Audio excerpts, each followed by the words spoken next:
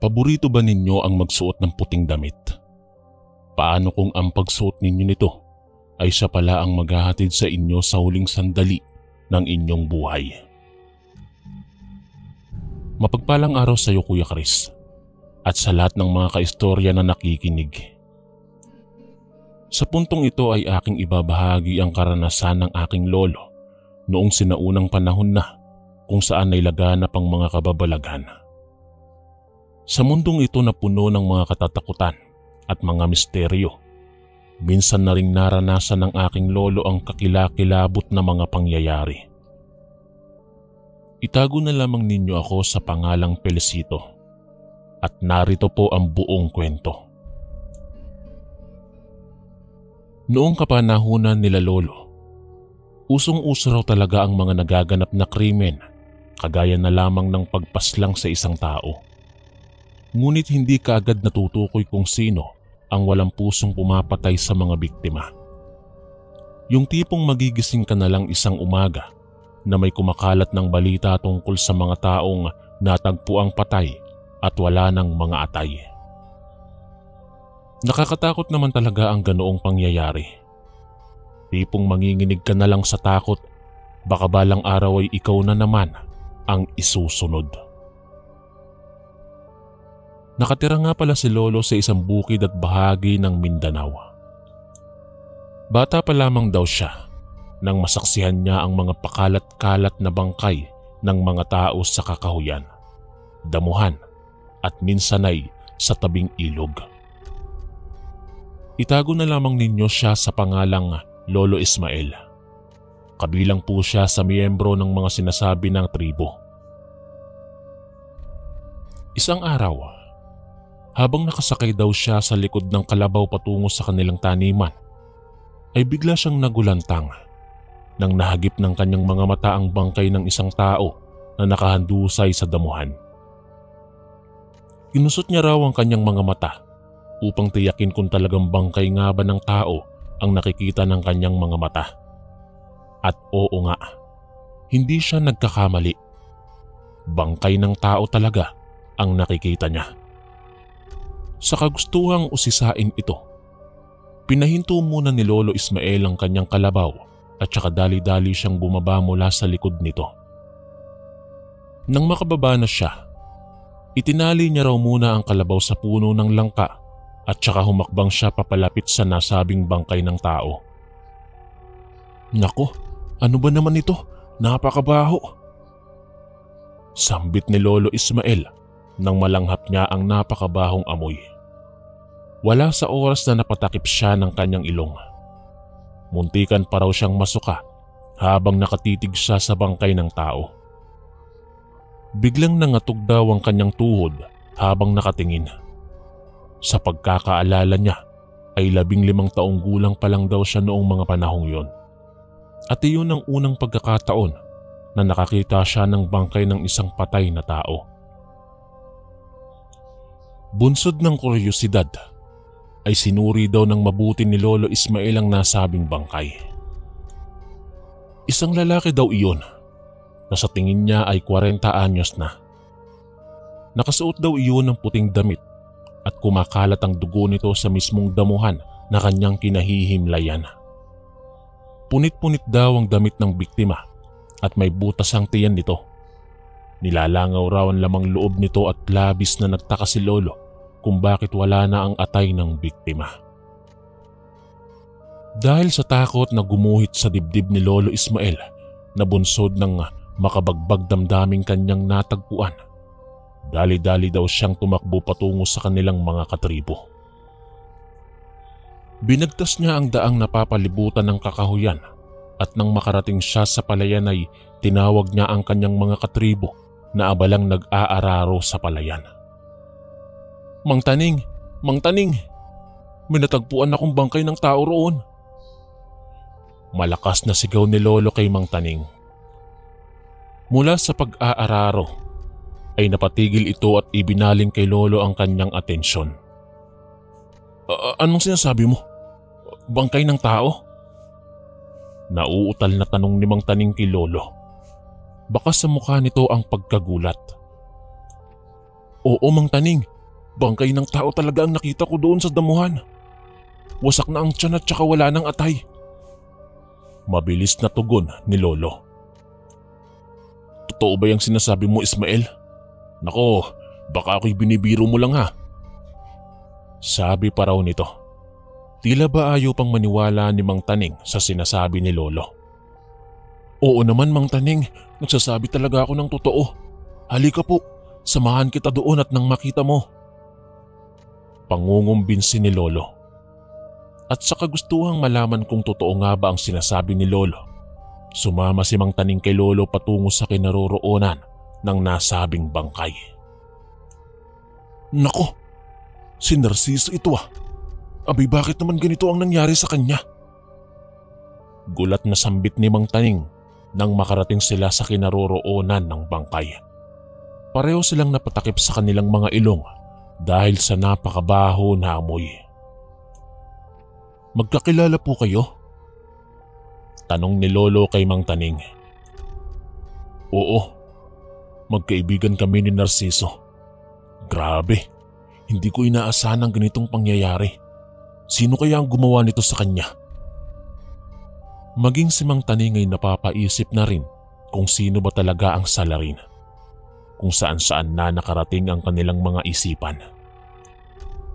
Pero nakapagtataka po talaga, Mang Taning, kung bakit wala ang atay ng biktima. Wika naman ni Lolo. Baka aswang ang may kagagawa nito. Matagal na akong naninirahan sa tribo natin, pero ngayon lamang may nangyaring ganito. Sabi ni Mang Taning kay Lolo. Dahil sa pangyayaring iyon, ay ibinalita nila sa lahat ng kanilang mga katribo ang kanilang natagpuan. Nagimbalang lahat ng umabot sa kanila ang balita. Nakiisa ang lahat upang alamin kung sino o ano ang may kagagawan sa walang awang pagpaslang sa biktima.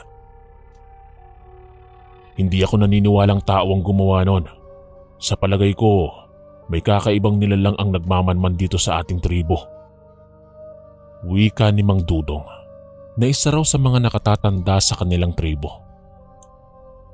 Nag-usap-usap ang mga nakatatanda patungkol sa pangyayaring yon. Samantalang nakikinig lang daw si Lolo habang nakaupo sa gilid. Noong kapanahunan kasi nila, hindi pinahihintulutan ng mga kabataan na makisali o makisabat sa usapan ng mga matatanda. Pinapagalitan daw sila kapag sumasali sila, lalo na kapag hindi naman sila tinatanong o kinakausap. Kaya nga disiplinado raw ang mga kabataan noon ayon kay Lolo. Mula raw nang mangyari ang krimeng iyon, natakot na raw si Lolo na lumabas ng mag-isa, lalo na kapag gabi na. Palagi niya raw kasing iniisip na aswang ang gumawa nun. Kinatatakutan pa naman ni Lolo ang mga aswang sapagkat ayon daw sa sabi-sabi ng mga nakatatanda, may mga aswang daw na gumagala pagkagat ng dilim. Nambibiktima raw ito ng mga tao at uhaw na uhaw sila sa dugo. Isang araw, habang naglilinis daw sila Lolo sa kanilang bakuran, ay biglang may dumating na babae. Tumatakbo ito at nagsusumigaw palapit sa kanila. Mga katribo, ang mga babae sa palayan, sinalaki ng isang nilalang. Agad na sambit nito na ikinaalarma ng lahat. Natigil daw si Lolo sa pagbubungkal ng lupa nang maulinigan niya yaong sigaw ng babae. Maging ang kanilang kapitbahay ay nagulat din, kaya kaagad silang tumakbo patungo sa palayan. Karamihan sa mga nagsitakbuhan ay mga nakatatanda. Binagtas nila ang daan patungong palayan na kung saan ay doon nagtatrabaho ang ibang kababaihan, kagaya na lamang ng mga panghahawan at pagtatanim ng palay. Ang iba ay mga dalaga at ang iba naman ay may mga asawa na. Ginagawa nila iyon upang tumulong sa kanilang mga asawa. Wala na. Sinalaki na ang mga babae sa tribo natin. Sigaw ni Mang Lito nang makarating sila sa palayan. Naabutan nila ang mga babae na nakahandusay sa palayan habang duguan ng mga ito. Halos lahat ng mga babaeng biktima ay wasak ang mga tiyan at nagkalat ang kanilang mga lamang loob maliban na lamang sa atay. Wala raw silang nakitang atay na tila ba iyon ang kinukuha ng mananalakay. Anong nangyari dito? Bakit ganito ang nangyari sa mga kababaihan natin? Tanong ni Mang Lito kay Aling Dolores. Isa rin si Aling Dolores sa mga nagtatrabaho sa palayan. Ngunit hindi man lang ito nasugatan. Hindi raw siya sinunggaban ng pangit na nilalang na sumalakay sa kanila. Inilibot nila ang kanilang tingin sa lahat ng mga biktima. Mga 5 kababaihan ang nakahandusay sa palayan at lahat sila ay wala ng atay. Ngunit may napansin daw sila ni Lolo Ismael at ang ibang naroon. Nakapagtataka raw kung bakit lahat ng mga biktimang kababaihan ay nakasuot ng puting damit. Samantalang ang ibang kasama nila na nakasuot ng ibang kulay ay hindi naman daw sinalakay. Hindi ba't puti rin ang kulay ng damit ni Narciso nung natagpuan siyang nakahimlay sa damuhan? Tanong ni Mang Taning. Oo nga, puti rin ang damit ni Mang Narciso nung araw na iyon. Naku, ano ba ang meron sa puting kulay? Nagugulumihan ang tanong ni Aling Dolores. Isang matandang babae raw ang biglang nagsalita. Ang matandang iyon ay si Lola Soledad, isang kilalang manggagamot sa kanilang tribo. May kapangyarihan daw siyang pagalingin ng mga tao na mula sa gawain ng mga masasamang elemento, kagaya na lamang ng mga inaswang, naengkanto at mga nasapian. Isang silangan ang sumalakay sa kanila, hindi mga aswang. Wika ni Aling Soledad. Lahat daw ng mga tao ay tumingin sa kanya. Tila babago sa kanilang pandinig ang salitang iyon. Silangan? Ano ba ang silangan? Nagtatakang tanong ni Aling Dolores kay Lola Soledad. Ang mga silangan ay ang mga kampo ng demonyo. At kapag nakakita sila ng taong nakasuot ng puting damit, ay kaagad nilang dinudukot ang atay at saka kinakain. Paliwanag ni Lola Soledad. Namilog daw ang mga mata ni Aling Dolores nang marinig niya ang mga salitang yon. Maging si Lolo ay kinabahan daw at nabuhay ang takot sa loob ng kanyang dibdib.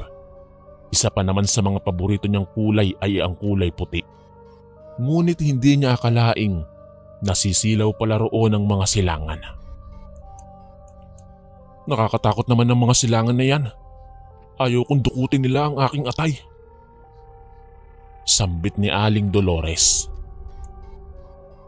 Kung ayaw mong mabiktima ka ng mga silangan, abay iwasan mo ang pagsuot ng puting damit, lalo na kapag gabi. Wika ni Lola Soledad kay Aling Dolores. Hinding-hindi na talaga ako magsusuot ng puting damit. Sabi naman ni Aling Carla. Samantalang si Lolo naman at ang ibang naroon ay nakikinig lamang. Pagkatapos noon ay inilibing na nila ang mga babaeng sinalakay ng silangan. Labis na naghihinagpi sa mga pamilya ng mga nabiktima, bunsod ng pagkawala ng kanilang mga minamahal sa buhay. Mula nang maganap ang masaklap at makabagbag damdaming pangyayaring iyon, naging alisto ang lahat ng mga taong sakop ng kanilang tribo. Wala ng mga tao ang nagsuot ng puting damit kahit aalis sila o kaya'y kahit sa loob lang ng kanilang bahay. Ayaw nilang maulit na naman ang ganoong pangyayari. Pati si Lolo ay pinagbawalan daw ng kanyang mga magulang na magsuot ng puting damit. Nung panahong iyon, nawalan ng kabuluhan ng mga kulay puti na kasuotan sapagkat iyon ang kulay na minsan nang naghatid ng kapahamakan sa mga katribo nila na sinalakay ng silangan. Isang araw, nagpulong-pulong daw ang mga nakatatanda sa kanilang tribo para sa gaganaping pagdiriwang ng buong tribo. May mga sayawan daw na magaganap at mga babae ang tagasayaw at mayroon ding ritual na kung saan iyon ang kanilang mga kinagawian upang maging masagana ang kanilang ani sa kanilang mga tanim. Mahigit kalahating taon na rin daw simula nang nanalakay ang silangan at pagkatapos noon ay hindi na iyon naulit pa. Inisip nila na wala nang silangan ng nagmamanman sa kanilang tribo sapagkat mapayapa na ang kanilang buhay. Wala nang natatagpo ang mga patay, wala nang dinudukutan ng atay, wala nang nagaganap na pananalakay.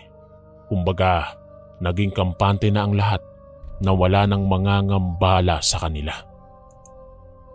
Ilang buwan na rin simula nang sinalakay ng silangan ng mga minamahal nating katribo. Kung mapapansin nyo, ay wala nang nagaganap na pambibiktima. Siguro ay lumipat na sa ibang lugar ang mga silangan. Kung ganon, maaari na tayong magsuot ng mga puting damit, lalong-lalo na sa mga babaeng sasayaw. Mas magandang tingnan kung binabalot kayo ng puting kasuotan habang nagsasayaw. Wika ni Mang Lito, ang kinikilalang pinuno ng kanilang tribo. Sobrang saya raw nila sapagkat muli na naman nilang maisusuot ang kanilang mga puting damit na kay tagal nilang itinago.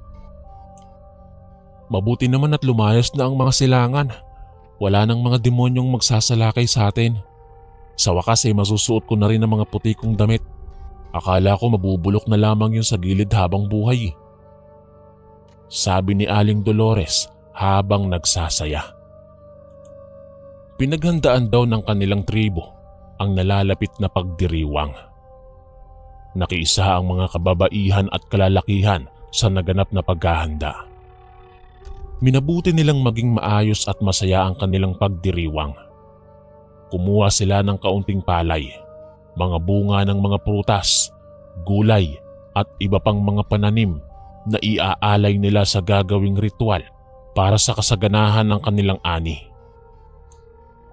Sa patuloy na paglipas ng oras, ang gabi na pinakahihintay ng lahat, sa wakas ay sumapit na.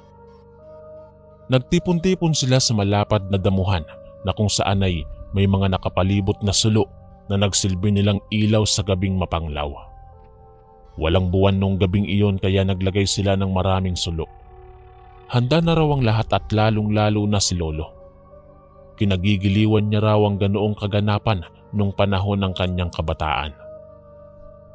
Ismael, bakit naman ganyan ang suot mo? Hindi ba't sinabi ko na sa iyo na wag kang magsusuot ng puting damit? Sermon ng nanay ni Lolo sa kanya. Nakasalubong niya kasi ang kanyang inay na kagagaling lamang sa ilog, samantalang si Lolo naman ay papunta na sa lugar na kung saan doon gaganapin ang kanilang pagdiriwang. Nako naman inay, ngayon nga lang ako nagsusuot ng puting damit eh. At di ba ayon po kay Mang Lito, pwede na raw pong magsuot ng ganitong kulay dahil wala nang silangan na nananalakay sa ating tribo. Katwiran daw ni Lolo sa kanyang mahal na ina. Naku Ismael, hindi natin sigurado kung talaga bang ligtas tayo o hindi. Basta hubarin mo yung puting damit na yan at palitan mo ng ibang damit. Giit ng inay ni Lolo. Pilit daw nitong pinapahubad ang suot niyang puting damit. Ngunit sadyang matigas daw ang ulo ni Lolo. Hindi niya sinunod ang utos ng kanyang ina. Sa halip na hubarin ang damit ay itinuloy niya pa rin ang pagsuot nun. Ismael, ito ang tatandaan mo. Kapag may masamang mangyari sa'yo, wag na wag mo akong sisisihin. Hala, pairalin mo ang katigasan ng ulo mo. Galit na sambit ng kanyang ina at saka tumalikod. Naiwang nakanganga si Lolo at napakamot na lamang daw siya sa kanyang ulo. Si inay naman, masyadong nag-aalala. Wala namang masamang mangyayari sa akin. Bulong ni Lolo sa kanyang sarili at ipinagpatuloy na niya ang paglalakad patungo doon sa lugar na kanyang pupuntahan. Nang makarating si Lolo ay naratnan niya raw ang ibang kababaihan na nagluluto. Ang ibang kalalakihan naman ay naglilitsyo ng baboy. Mayroon ding grupo ng mga katulad niyang kabataan na nag-aasal ng mga isda na nabingwit sa ilog. Tumulong daw si Lolo sa pag-aasal. Nalalanghap niya raw ang mabangong amoy ng niluluto nilang isda at bigla raw tuloy siyang nagutom. Hindi nagtagal ay nagsimula na raw ang seremonya ng kanilang pagdiriwang. Binalot ng sayawan at awitan ng buong paligid. Mayroong sumasayaw at nagpaikot-ikot sa litsyong baboy. Mayroon ding iwinawagaywayang mga gulay at mga palay habang nagsasayaw. Naway maging masagana ang ating ani. Purihin ang bathala ng mga pananim. Purihin! Iyon daw ang paulit-ulit nilang sinisigaw habang itinataas nila ang mga pananim bilang alay. Si Aling Soledad ang nangunguna sa ginagawa nilang ritual para daw sa masagana nilang ani. Ang ibang mga babaeng sumasayaw ay nakasuot daw ng puting kasuotan. Pinapalakpakan pa sila habang umiikot-ikot sila sa mga halaman, prutas at mga gulay. Habang patuloy na nagsasaya ang kanilang mga katribo, nagulat na lamang sila nang biglang dumating ang silangan. Sinalakay nito ang mga sumasayaw na nakasuot ng puting damit. Walang awang dinukot ng silangan ng atay ng mga ito. Mga katribo! Takbo! Sinasalakay na naman tayo ng silangan! Sunod-sunod na nagsigawan ng mga taong naroon. Nagpaunahan sa pagtakbuhan ng mga kababaihan. Ngunit ang mga nakasuot lamang ng puting damit ang sinasalakay ng silangan. Agad na sunigon ng malakas ang ina ni Lolo at sinabing hubarin ang damit nito na kulay puti. Hindi niya raw alam na binabantayan pala siya ng kanyang ina. Dahil sa sobrang takot na naramdaman ni Lolo, ay mabilis niyang hinubad ang kanyang puting damit at saka itinapon iyon. Lahat ng mga nakasuot ng puting damit, maghubad kayo! Muling sigaw ng kanyang ina. Parami na raw kasi ang mga nabiktima ng silangan. Kinakain nito ang mga atay ng kanyang nabibiktima. Nakasuot din ng puting damit si Mang Taning at nang akmang aatakihin na siya ng silangan, hinawakan niya ang mutya ng pangil ng kidlat. Taglay ng mutya na ito ang malakas na agimat at ang sinumang mayroon nito ay hindi natatablan ng tama ng bala o itak ng kaaway.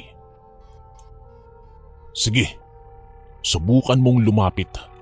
Dadanak sa pinagtatayuan mo ang sariling dugo mo.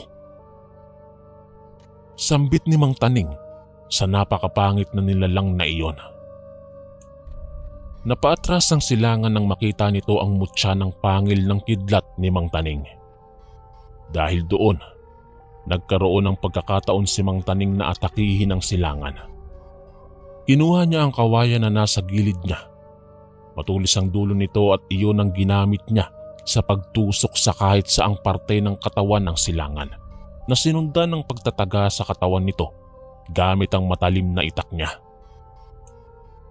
Patayin ang nilalang na yan! Patayin! Sigaw ng mga taong naroon. Dumanak ang dugo ng napakapangit na silangan hanggang sa tuluyan na itong binawian ng buhay. Sa wakas, napatay rin nila ang nilalang na nambibiktima sa kanilang tribo. Mula noon ay wala nang gumagambala sa kanila. Napag-isip-isip din ni Lolo na dapat ay sinunod niya na lang ang payo ng kanyang ina na huwag magsuot ng puting damit. Oo, nakaligtas nga siya. Pero paano kung wala roon si Mang Taning? Sino ang magtatanggol sa kanila? Bago ko tapusin ang kwentong ito, nais ko lamang ipaalala sa lahat ng mga nakikinig riyan o taga-subaybay, lalong-lalo na sa mga kabataan, na huwag nating suwayin ang utos ng ating mga magulang sapagkat walang magulang ang gustong ipahamak ang kanyang anak. At dahil sa pangyayaring iyon, naging isang malaking aral ito sa aking lolo Ismael. Mas lalong naging masunurin siya sa kanyang ina. Ang mga tao sa tribo ay nagkaroon ng trauma sa pagsuot ng kulay puti na damit, kung kaya't halos ilang taon din nang dumaan na halos wala kang makikita na nakaputi sa tribong iyon. Naninigurado lang ang lahat sa kanilang buhay at dahil sa takot na rin na baka bumalik muli ang lahi ng silangan sa kanilang tribo. Ito po ang kahindik-hindik na karanasan na naranasan ng aking lolo at ng kanyang mga katribo. Hanggang dito na lang po Kuya Chris ang aking kwento. At sa muli, magandang araw sa lahat ng mga nakinig. Naway palagi kayong mag-iingat saang dako ng mundo man kayo naroroon. Lubos na gumagalang ang inyong kaistorya, Felicito. Mapagpalang araw Kuya Chris, pati sa lahat ng mga tagapakinig sa inyong channel. Sumulat po ako para ibahagi ang karanasan ko sa inyong programa sa tinatawag ng karamihang aswang. Ako po si Sarah. 15 taong gulang ako nang mangyari itong ibabahagi kong kwento. Noong panahong yon, nakatira kami sa baryo ng San Joaquin sa Capiz. Kasama ang aking inang na tawagin niyo na lang po sa pangalang Bilin. Kaming dalawa lang ang magkasama matapos malagutan ng hininga ang aking ama. Noong bata pa lamang ako. Sa kabila ng aming kahirapan, masaya kaming nabubuhay sa aming tahanang yari sa kawayan at kugon. Umiiyak minsan si ina pagkatapos ng hapunan. Subalit lagi niyang sinasabi sa akin na huwag mag-alala at darating din ang mas mabuting bukas. Tuwing umaga, gumigising kami ng maaga upang magtinda ng isda at gulay sa palengke. Ako ang nagsisiga at naghahanda ng aming agahan, habang nag-aayos naman si ina ng aming mga paninda. Pagkatapos kumain, ay tsaka kami lumalabas ng bahay. Bitbit ang mga supot ng hipon, dilis, talong at iba pang mga produkto mula sa aming maliit na hardin. Makailang ulit akong napapatitig sa kapaligiran habang papunta kami sa palengke. Ang aming baryo ay may isang magandang tanawin na mga kawayanan at mga burol na pinagmumula ng sariwang hangin.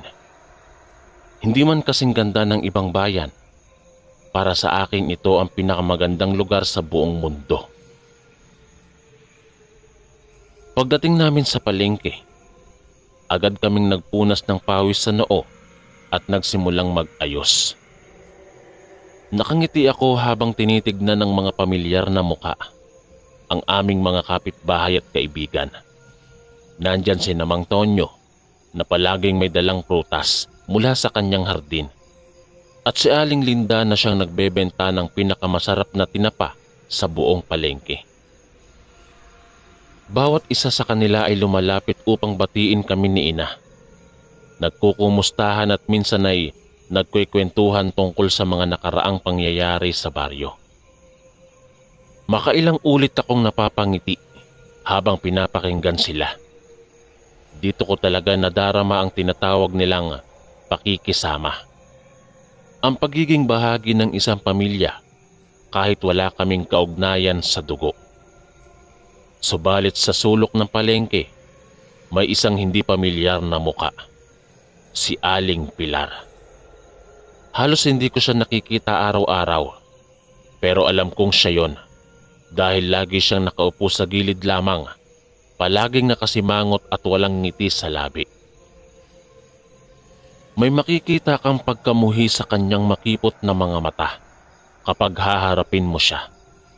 Yun ang dahilan kung bakit hindi ako lumalapit o nakikipag-usap sa kanya. Bukod doon, may kakaiba at hindi ko maipaliwanag na pakiramdam tuwing lumalapit ako kay Aling Pilar. Na para bang may mabigat na anino na dumadampi sa balat ko. Kalmadong kalmado ako, pero dama kong bawat parte ng katawan ko ay namamaluktot at nagngingit-ngit. Handang tumakas anumang sandali mula sa presensya niya. Subalit sa dami-dami ng mga nakapaligid sa akin, bakit ko nga ba inaalala si Aling Pilar? Ang importante ay masayang kasama ko ang aking ina at mga kaibigan. Umiikot ang buhay sa araw-araw sa payapang nayon ng San Joaquin. Paulit-ulit ngunit para sa amin, ang aming mababaw ngunit masayang pamumuhay ang higit sa lahat. Isang linggo ang nakalipas mula nang una kong makita si Aling Pilar sa palengke. Sa kabila ng kanyang kakaibang presensya, patuloy lang ang buhay ko sa simpleng pamumuhay sa aming nayon. Gaya ng lagi, maagang nagigising kami ni Ina upang maghanda sa aming pang-araw-araw na gawain. Masayang nag-uusap habang kumakain ng tinapay at sardinas. Ikinuwento ko sa kanya ang tungkol sa pangarap kong maging guro balang araw. Natawa si Ina at sinabing gagawin niya ang lahat para matupad ito. Pagkatapos kumain ay agad kaming nag-ayos ng aming paninda papunta sa palengke. Para sa araw na yon, pumili kami ng sariwang bangus at tilapia mula sa mga mangingisda. May kaunti ring papaya at mangga mula sa aming puno para maihalo sa mga isda. Habang naglalakad kami ni Ina patungo sa palengke, napansin ko ang malawak na ngiti sa kanyang mga labi. Kitang-kita ko ang kaligayahan sa kanyang mga mata. Hindi ko maiwasang hindi hawakan ng kanyang kamay habang naglalakad kami patungo sa aming paroroonan. Pagdating doon, nagulat ako nang makitang ubos na ang mga pwesto sa gitna. Buti na lang at may bakanteng espasyo pa sa isang tabi.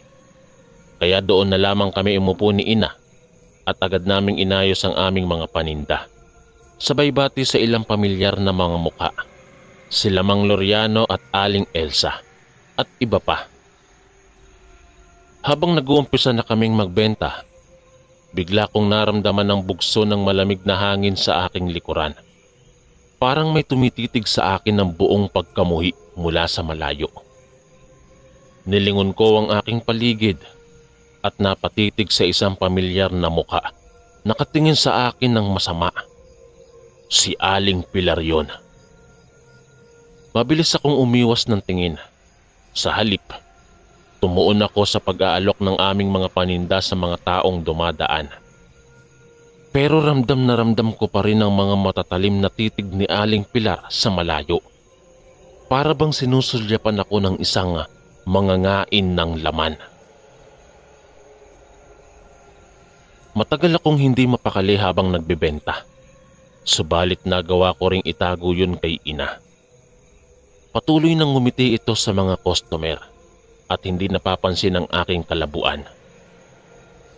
Pero ang mga sandaling iyon ay pakiramdam ko'y humihinto ang mundo. Maya-maya pa ay nagsimula ng dumagsa ang mga mamimili. Bumibilis ang pagdating at pag-alis nila, kaya naman naging abala ako sa pag-aabot ng paninda at sukli sa mga ito.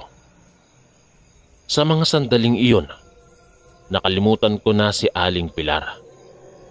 Ang mahalaga ay naiengganyo namin silang bumili ng aming sariwang isda at prutas. Subalit sa gitna ng aming pagsisikap na mabenta ang paninda, biglang narinig ko ang isang matinis na hiyaw mula sa kabila ng palengke. Napalingon ako doon at nakita ko ang eksenang magpapabago ng landas ng aking buhay. Ang dating tahimik na palengke ay nagkaroon ng sigalot nang makita ng lahat na inatake ni Aling Pilar ang isang batang lalaki na namimili. Galit na galit siyang ngumangat-ngat sa bata. Ang kanyang bibig ay puno ng dugo ng walang awang biktima. Ang iba naman ay nanginginig sa takot habang pilit na sinisigaw na aswang si Aling Pilar. At sa sandaling iyon, alam ko nang hindi na magiging tulad ang aking buhay sa nakagisnan sa baryo ng San Joaquin. Matapos ang nangyaring karumal-dumal na pag-atake, tuluyan ng lumaganap ang takot at pangamba sa nayon namin. Hindi makapaniwala ang karamihan na isang tunay na aswang pala si Aling Pilar na matagal nang naninirahan sa aming baryo. Marami ang nagbabalak na lumipat ng tirahan o magpaalam sa bayan. Ngunit sa kabila ng lahat, nanatili kaming naninirahan doon ni Ina.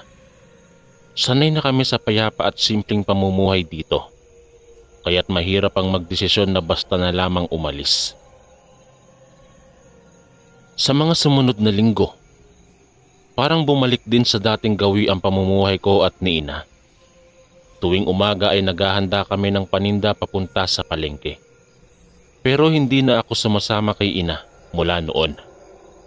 Hinahayaan ko na lang siyang magbentang mag-isa habang ako naman ay nag-aalaga lamang ng hardin. Isang Sabado ng umaga, habang umiinom ako ng kape, biglang dumating si Aling Belen, ang among kapitbahay sa kabila ng daan.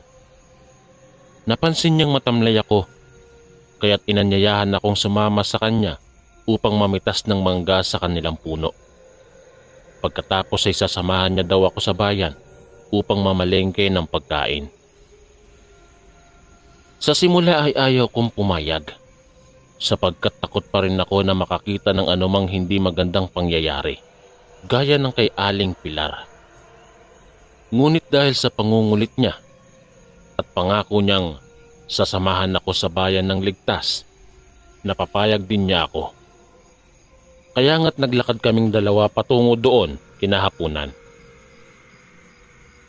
Pagkatapos naming mamalengke ng kailangan, dumaan sandali si Aling Belen sa parokya upang bisitahin ang kanyang kaibigan na si Padre Demias.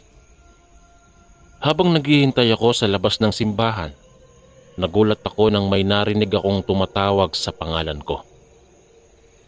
Shara! Shara, ikaw ba yan? Tanong ng boses. Napalingon ako nang makita ko si Mang Kadyo, ang matandang manghihilot na malapit lang din ang bahay sa amin. Nginitian ko siya at kami ay nagkamustahan. Ikinuwento niya ang plano niyang magtayo ng maliit na klinika sa bayan upang madali siyang mapuntahan ng mga nangangailangan ng hilot. Maya-maya ay lumabas na rin si Aling Belen at kami ay nagpaalam na kay Mang Kadyo. Naglakad na kami pauwi sa baryo. Masayang nagkukwentuhan tungkol sa naging araw namin sa bayan. Sa gabing iyon, isang mapayapang tulog ang aking nalasap. Waring muli kong nadama ang dating saya ng pamumuhay sa baryo, na animoy panandali ang naalis dahil sa insidenteng dulot ni Aling Pilar. Ngunit kalaunan ko ring natutunan na marahil ito'y isa lamang katahimikan bago dumating ang isang bagyong sasalubsob sa aming baryo. Isang bagyo na magbubukas ng maraming lihim at makabagong realidad na hindi ko inaasahang mararanasan. Isang gabi, habang mahimbing akong natutulog kasama si ina, bigla kaming nagising sa malakas na ingay sa labas. Para itong malakas na ihip ng hangin na dumadaos-os sa aming bubungan. Subalit nang tignan namin sa bintana, tahimik ang paligid at walang ni kaunting ulan o unos. Kinabahan kami pareho at nagkatinginan. May kakaibang pakiramdam na hindi maipaliwanag na pumupuno bigla sa hangin na aming nilalanghap. Tila may presensyang gumugulo at pumipigil sa amin na makahinga ng maayos. Nang biglang marinig uli namin ang ingay, subalit ngayon ay mula sa loob ng aming tahanan.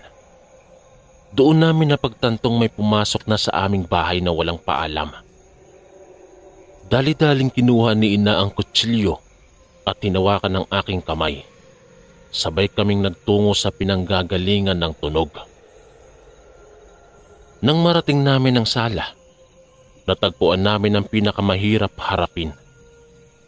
Isang halimaw na may matatalim na ngipin, malalaking pakpak at maiitim na mga mata. Galit na galit itong kinakalkal ang aming gamit na tila naghahanap ng makakain. Nang makita niya kami, agad siyang tumayo mula sa pagkakaupo at pinakita niya ang kanyang mababangis na nguso at ngipin. "Sarah, tumakbo ka!" sabi ni Mama. Ngunit nanatiling nakatayo lang ako at nanginginig sa takot habang nakatingin sa halimaw. Maya-maya pa, bigla itong lumundag patungo sa akin. Sa huling sandali ay naagapan ako ni ina, kaya naman agad kaming umalis bago pa tuluyang maabot ng halimaw. Dali-dali kaming tumakbo papunta sa aming silid at isinara ang pinto. Naririnig pa rin namin ang halimaw sa labas. Pilit na sinisira ang pinto upang makapasok. Ramdam namin ang bawat kalabog nito habang pilit na sinisira ang tanging harang sa pagitan namin nito. Ma, anong gagawin natin? Nanginginig kong tanong habang nakayakap sa kanya. Magdasal lang tayo, anak. Manalig tayo sa Poong May Kapal na ililigtas na tayo sa halimaw na yan. Sagot ni ina. Sa mga sandaling iyon, pakiramdam ko'y para na akong nasa gitna ng madilim na bangin at tanda ng mahulog anumang oras. Ang hinihiling ko na lamang sana ay may magligtas sa amin bago pa mahuli ng halimaw. Dahil kung hindi, alam kong wala ng pag-asang mabuhay pa kami dito. Kailangan ko ng isang anghel, isang ligtas na sandalan upang maiwasan ang napipintong kapahamakan. At sa panahong iyon, iniluwal ng hanging aming tinatahak ang bayaning tatayo sa pagitan naming mag-ina at ng lamang na halimaw. Habang nakapinid kami ni ina sa loob ng aming silid, pakiramdam ko'y sinasadsad na ako sa gitna ng madilim na bangin. Walang hanggang takot at pangamba ang sumasakmal sa puso ko habang naririnig ang halimaw sa labas na pilit na gustong mangain sa amin. Maya-maya pa, tila huminto ang ingay mula sa labas. Ang mga kalabog at kagat sa pinto ay unti-unting humina hanggang sa ganap na tumigil ang lahat ng tunog. Kaming dalawa ay nagkatinginan, nag-aalangang lumabas sa kinasasakupan ng aming silid. Marahil ay inakala ng halimaw na wala na kaming pagkain sa loob, kaya tumigil ito sa panloloob. O baka na may bigla na lang itong napagod at iniwan kami matapos nitong mabanat ang buong bahagi ng aming tahanan.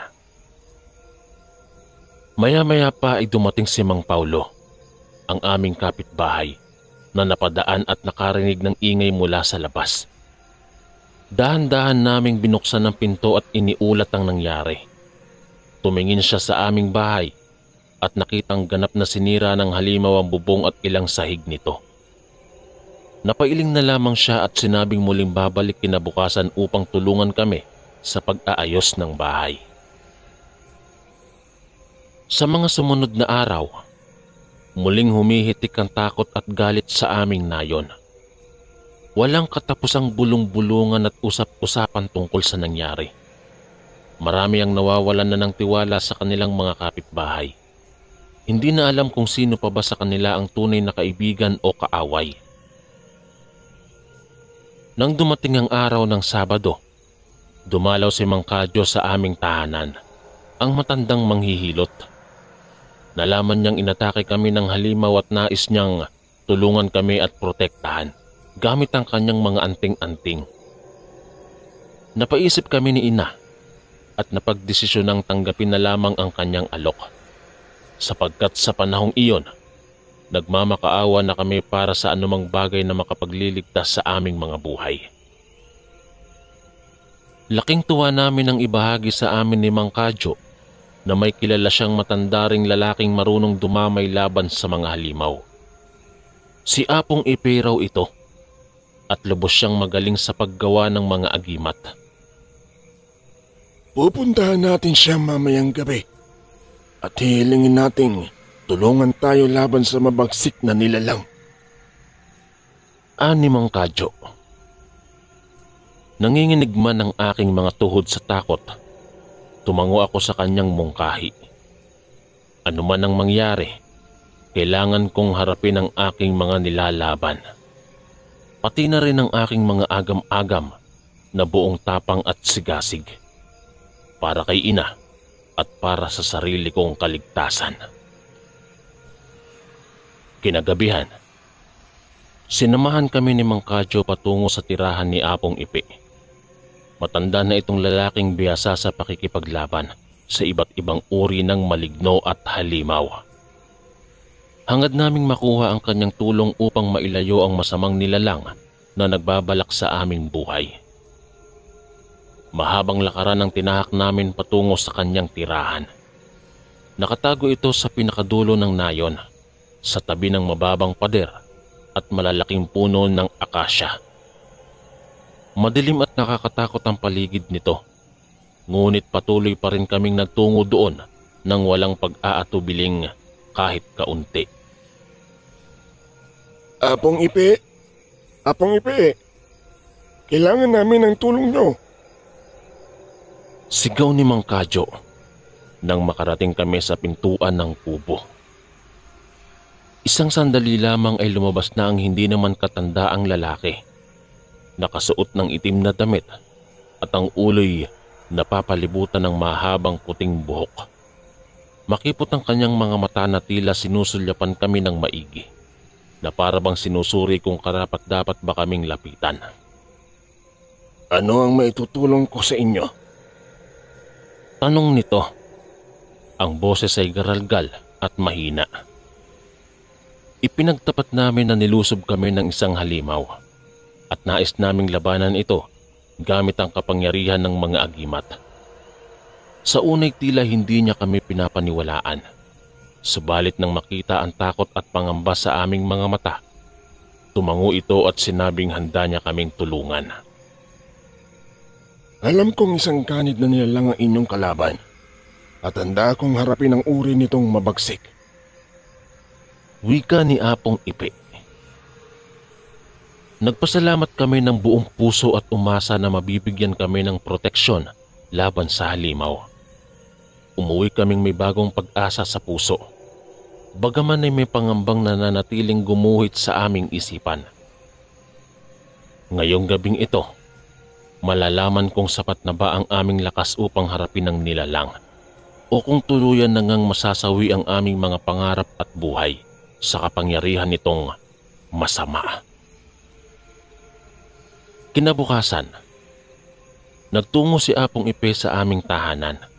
Bitbit ang kanyang mga agimat, sibat, kampilan, anting-anting, kwintas na may bawang at iba pa. Sa gabing iyon, ay inasahan naming babalik muli ang halimaw upang guluhin kami.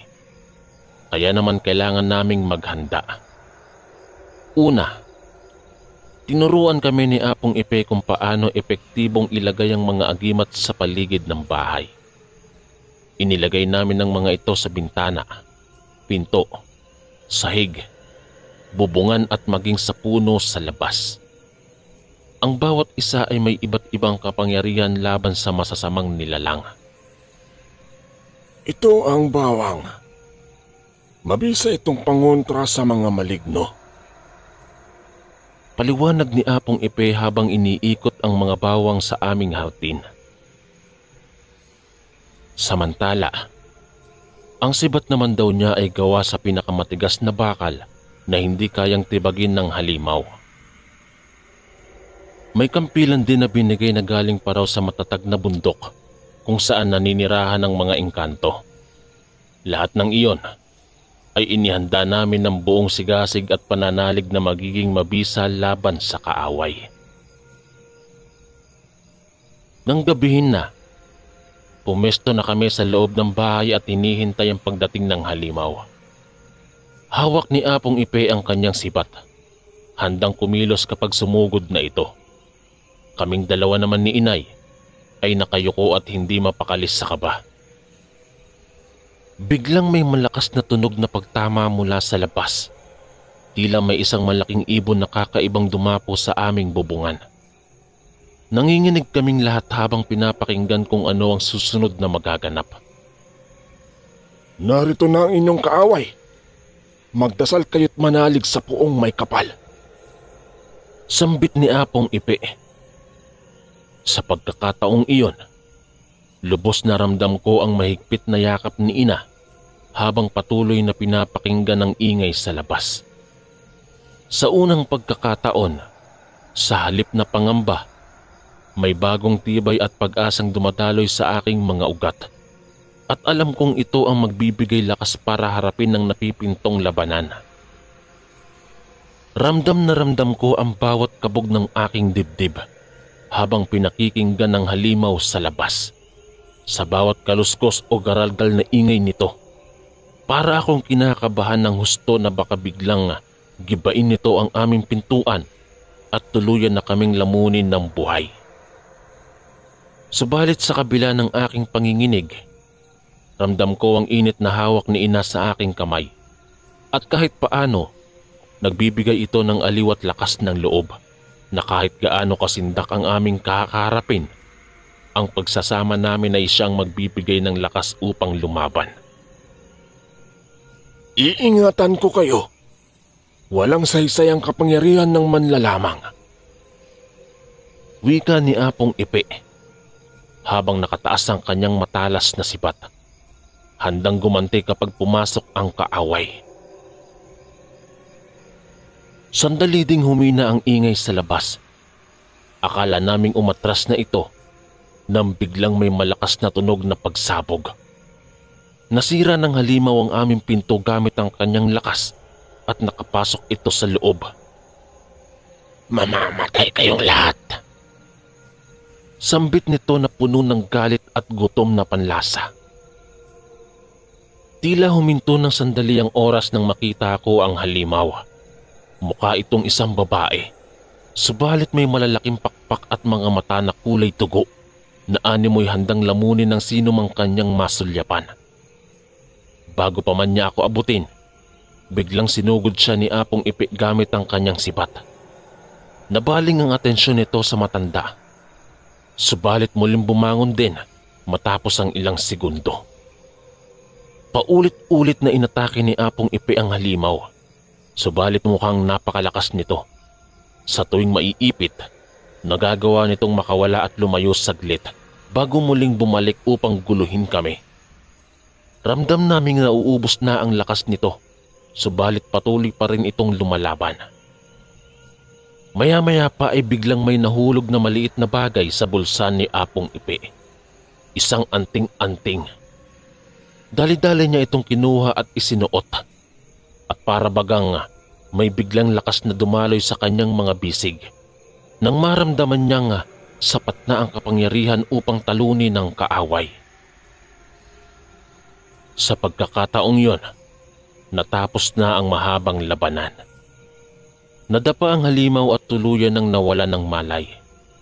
Nang malaman niyang patay na ito, yumakap ako kay ina at umiiyak sa tuwa. Nalampasan na namin ang matinding pagsubok na yon ng magkasama.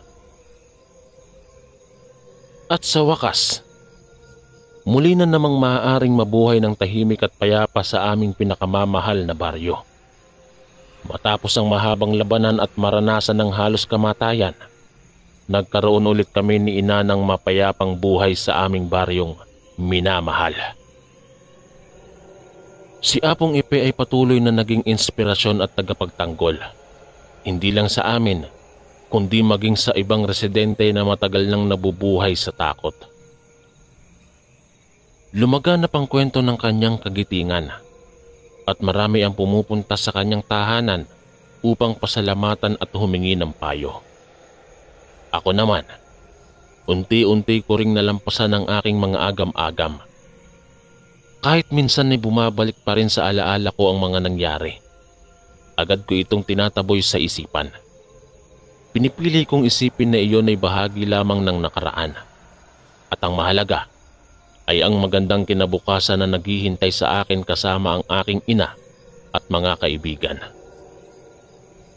At kahit paano'y natutunan kong maging mas matatag at mapagmatsyag laban sa anumang kapahamakan. Alam kong may mga bagay sa mundong ito na hindi kayang ipaliwanag ng simpleng paniniwala. Subalit ang mahalaga ay manatiling bukas ang isipan sa maraming posibilidad. Maging handa sa anumang pagbabago. at haraping muli ang buhay na may bagong pag-asa at pananampalataya. Hanggang dito na lang po ang aking kwento, Kuya Chris. Umaasa po ako na mababasa nyo ito sa inyong programa. Maraming salamat po. Ang inyong kaistorya, Sarah. Maraming salamat po mga kaistorya sa pakikinig. At kita-kits po ulit bukas para sa isa na namang nakakatakot na kwento. Ito po si Kuya Chris, ang inyong kaistorya. God bless po at ingat po lagi.